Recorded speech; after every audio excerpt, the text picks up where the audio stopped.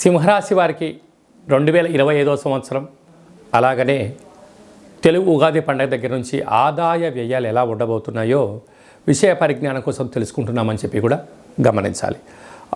సింహరాశిలో ఏ నక్షత్రాలు వస్తాయనగా మఖా నక్షత్రంలోని 4 పాదాలు, పుబ్బా నక్షత్రంలోని 4 పాదాలు, ఉత్తరా నక్షత్రంలోని 1 పాదం కలిపితే సింహరాశి.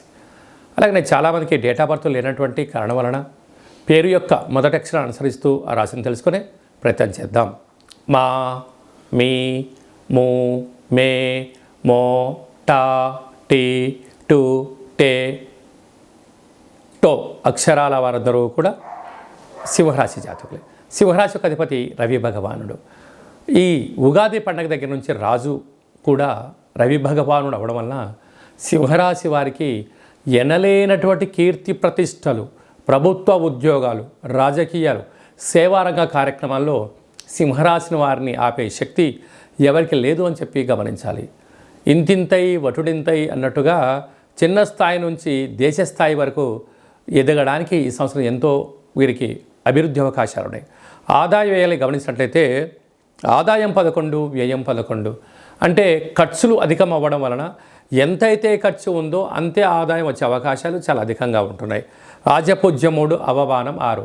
మీరు ఎదుగుతూ ఉంటే మీ చుట్టుపక్కల వారే మిమ్మల్ని అసూయాద్వేషంతో చూస్తూ నరదృష్టి శత్రు ప్రభావాలు అధికంగా ఉన్నాయి కనుక మౌనంగా ఏకాగ్రతగా ఉండే మానవ ప్రయత్నం చేయగలగాలి.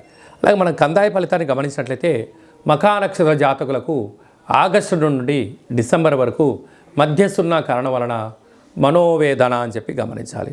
అలాగనే వీరికి విశేషమైన అష్టమంలో రాహు గ్రహస్థితి అనుకూలంగా లేనప్పుడు స్వల్పమైనటువంటి ఆరోగ్య పరిస్థితి ఈ జనవరి నుండి మార్చి వరకు ఉండే అవకాశాలు. ఆ మార్చి తర్వాత గ్రహ గమన యోగాల ద్వారా వీరికి విపరీతమైన రాజయోగము వీరి సొంతం కాబోతుంది. పైన ఈ సంవత్సరం వీరికి రాజు మంత్రి అవ్వడం వలన ప్రభుత్వ ఉద్యోగంలో ఉండబడిన వారు, రాజకీయాల్లో ఉండబడిన వారు పదవి ఆకర్షణ కలగడంలో ఎలాంటి ఆశ్చర్యం లేదు అని చెప్పి గమనించాలి. అర్ఘ్యాధిపతి మంచి వర్షాలు పడతాయి. మేఘాధిపతి మంచి వాతావరణంగా అనుకూలంగా ఉంటుంది.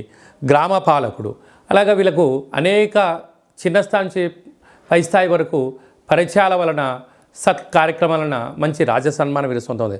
రాష్ట్రాధిపతి కనుక భౌగోళికమైనటువంటి పంచభూతాలపైన సమగ్రమైనటువంటి ప్రతి సమస్య పైన అనర్గళంగా మాట్లాడి వీరికి రాజ సన్మానాలు దక్కే అవకాశాలు ఉన్నాయి.